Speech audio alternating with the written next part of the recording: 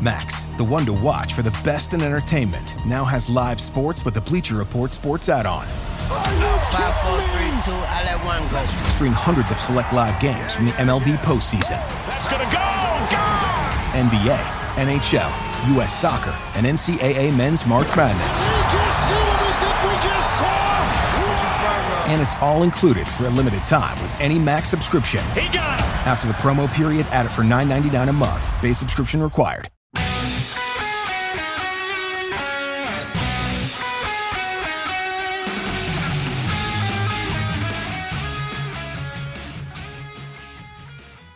Hello, baseball fans, and welcome to this episode of A Visit to the Mound. I'm Lark Smith, and he is Stan Huff. Our special guest today is the head coach of the Baylor Bears, Mitch Thompson. He's starting his second season as the Bears skipper, with fall practice getting underway this past week. Coach, thanks for taking your time to visit with us today. Great to talk to you guys. Glad to be here. Thank you. You were a longtime assistant at Baylor, helping the Bears to a College World Series appearance in 2005. When you accepted the head coaching job last year, you said it was your dream job. But did that dream include the current chaos of conference realignments, name, image, and likeness, transfer portal, those things? No, I don't think it did. But it's quickly becoming a reality, right? I mean, it is what it is, and so we're all having to deal with all these differences and these changes in the game. And changes of how things are done. But, it's exciting, and I'm very thankful for the opportunity to be back here at Baylor and to get this program going in the right direction again. All right, Mitch, I with this realignment and all that, you're in the Big 12 with a bunch more schools now. Do all those schools have baseball programs?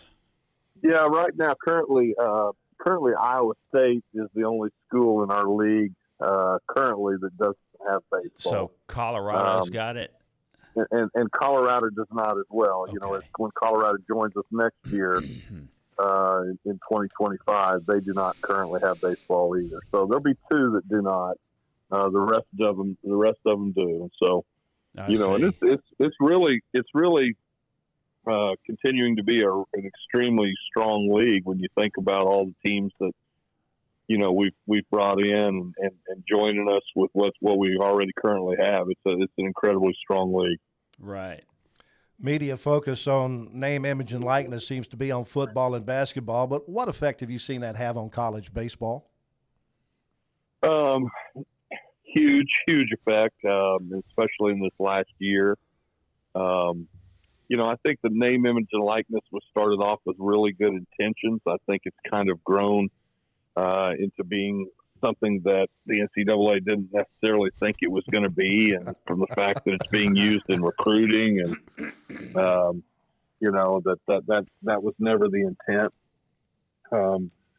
But it's what's happening, out there right now. And in baseball, this last summer was just a really chaotic time with the transfer portal.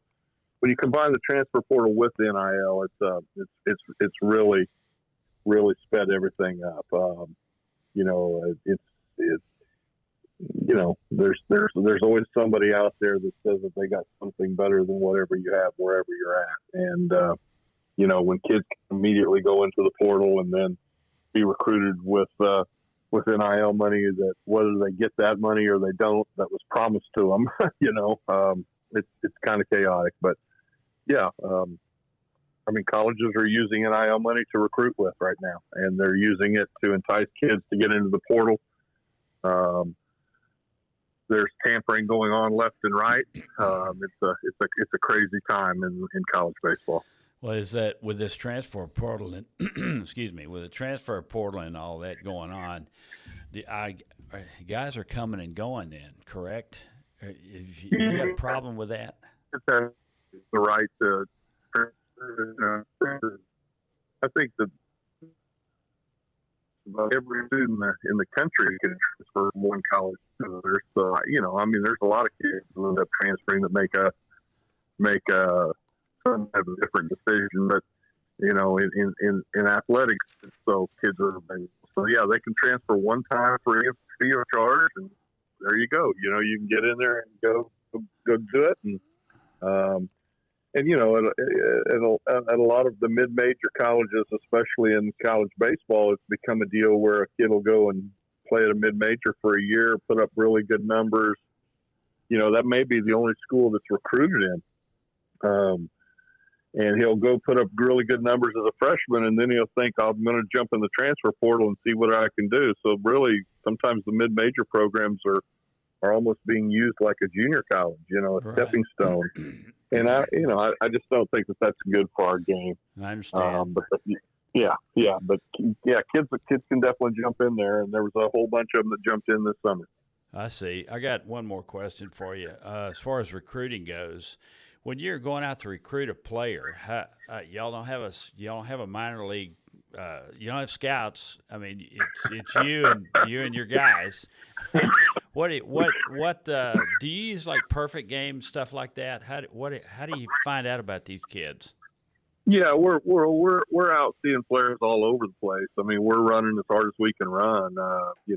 Going all over the country and out seeing people, and through your connections and your the friends that you've developed over the years in select baseball. I mean, we're going to lots of different tournaments, and there's several different scouting services that are out there that will put a number on a player, and we kind of use those things as kind of cross-checking things for us a little bit, and that I see. If we see a guy we like, we might see if we can find some more video or stuff like that on the kids on their social media or on some of these scouting services. But for the most part, we're out identifying players ourselves, and we go out and see games, and we watch kids play, and we watch how they handle themselves, and then we recruit those guys that we like. How far do you travel?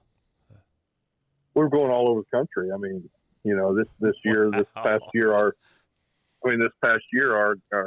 coaches are from California to Florida, to Virginia, to all over the country, upper Midwest. We're going all over the place. I mean, we've had coaches all over the place this year, and we're going to continue to do that. Baylor's a place that can recruit nationwide.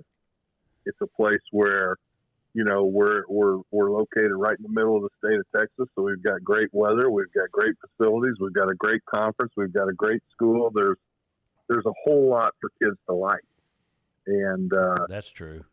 There's kids from all over the country that'll have interest in us. And then, when I think back over years past and my previous time here, I mean, Cal Tui was from Seattle, Washington, and Kevin Sebeny was from Maine, and Beamer Weems was from Virginia Beach, Virginia, and, Preston Underdown was from Scottsdale, Arizona, and Matt Williams was from Long Beach, California. And so, where do we go? We're going to go where we can find the players and where they have interest in learning more about us.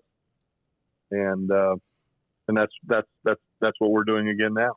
Our guest today is the head coach of the Baylor Bears, Mitch Thompson. Mitch, recently Reed Breeze funded an endowment fund for baseball at Baylor. What does that do for your program, either with NIL money or equipment, or exactly how do you use that? Yeah, it's not NIL money. Yeah, that's not what that's for. That definitely Reed did fund it, and it's fantastic. It's going to be a really neat thing. It's going to continue to kick off additional funds for us for our use and taking care of players and doing things the way that we need to do it, equipment wise, ballpark wise, things like that. Continue to enhance the student experience. So Reed's it's always fun to see guys give back, and especially your former players. Absolutely. Neat that Reed wants to step back and do that. What a great story Reed Breeze was here. He came here as a walk-on from Austin Westlake, redshirted his first year. I'll never forget, we're playing games and he's redshirting, and Reed's down there working just as hard as he can in the batting cages by himself, and getting work and working. And when he left and finished the finished his time here. I believe it was 2005 was the senior year, and he led the Big 12 conference in hitting, for crying out loud. So, what a really neat story, and developing a player and a kid taking ownership of his development and going and making the most of it. So, really proud of Reed. Mitch, that's you got players like that coming around. That really helps to the situation. So, one thing about, do y'all have a fall schedule? They used to. I don't know. Do they play a fall schedule anymore? Well, we're allowed under NCAA rules to play a maximum of 2 competitions against outside people during the fall. It hasn't been something that we've done here the last couple of years, or the last several years, even before I got here. I think they only did it one time before I got here. We have not done it the last 2 years and taken advantage of those opportunities, and mainly because our roster is a little larger. We're not, we're allowed to have 40 players on our roster right now when the season starts and when you're playing outside competition. So if we're going to play somebody this fall, I have to be down to my 40-man limit on my roster. Really? And it hasn't really worked out for us from that standpoint, just because I'm not prepared to be down to my 40-man roster yet. I mean, we've got more players than that here that are competing, and I'm not ready to make those decisions. I understand. I want to see grades come in. I want to see, how guys, if guys are injured or what. And so I'm not prepared to make those decisions yet. And because of that, then we're not playing anybody else outside competition wise. You mentioned. Go ahead, Coach. Yes. So we'll just play our inter-squad scrimmages. We'll end up playing, 20-some inter-squad scrimmages this fall and get our work in that way. You mentioned what the what the NCAA allows. Recently, they've allowed an extra coach, and I understand there's talk about possibly expanding the number of scholarships available for baseball. Talk about that for a second. Well, we're awful hopeful for the scholarships. They have added the extra coach, and that was phenomenal. I mean, it's something that we definitely needed. Our player-to-coach ratio was definitely off. And we're thankful that the NCAA recognized that and ended up adding that position. We filled it with a home run. We filled it with Jim Blair, who was here as our volunteer assistant last year and could not have done any better. I mean, Jim's a phenomenal coach on the field, phenomenal recruiter, great college baseball experience, having done it for 18 years in Division I baseball. We hit a home run with our hire, and Jim did that. We're hopeful that we can, that the NCAA will make the changes and go to a full ride scholarship sport here sometime soon. I think there's some things that may be working in the background to increase those opportunities. And obviously, if we can get that done here at Baylor, that would be a big deal for us, being a private school. Our 11.7 scholarships, don't go quite as far. No. Makes it a little more difficult financially for kids to choose us. So that would be a big deal for us. Well, Mitch, we certainly appreciate your time today. Best of luck through fall practice, and best of luck when the spring gets here. You bet. Lark, Stan, appreciate you guys. Appreciate your friendship over the years, your love for Baylor baseball, your friendship with me, and I'm glad to do this. Sorry to everybody listening that they had to listen to me cough away a little bit.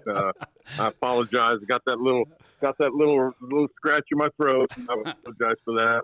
You're good. Yeah, you're good. Thanks. On, and good luck with everything you're doing. All right. Appreciate it, Coach. Thanks, Coach. That is our time for this episode of A Visit to the Mound. Many thanks to our guest today, Baylor head coach Mitch Thompson. If you have any questions or comments, anything you would like for us to cover, we would love to hear from you. You can follow us on Instagram and Facebook at A Visit to the Mound, or on our website at avisittothemound.com. Make sure you like, subscribe, and review this podcast, and be listening the next time we make A Visit to the Mound. That'll wrap up this Visit to the Mound. We certainly appreciate you joining us today for a little baseball talk. Anytime you want to hear something about baseball, you can find us anywhere you get your podcast, or you can go to roguemedianetwork.com for the next edition of A Visit to the Mound.